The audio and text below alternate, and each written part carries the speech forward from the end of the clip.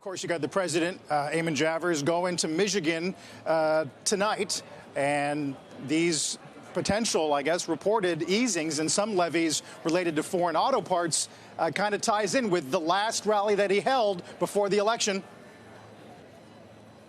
Yep, that's right, Carl. And the White House now saying that they're going to sign this executive order on auto parts later today, so we'll get to see the details of that.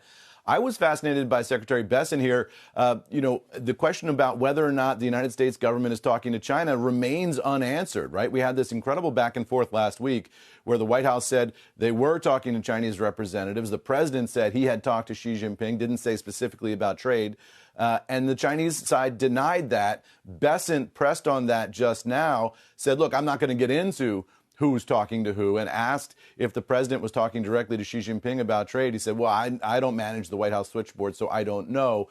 I mean, clearly the White House does know if President Trump has been talking to Xi Jinping and could say if they wanted to. They're saying they don't want to say anything about the details of these negotiations.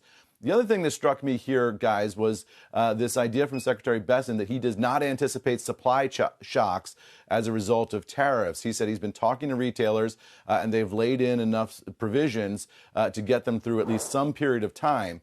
That is an enormous political gamble on the retail front, that we're not going to see supply shocks. If those shocks do kick in, that soundbite might come back to haunt them, and the political reality might be very, very different. As you guys are talking about, with Amazon posting the price increases, when people see empty shelves, they're going to have a reaction to that. So the White House says they're confident that's not going to happen. And, if it doesn't happen, they will breathe a sigh of relief because, boy, the political impact of that could be significant.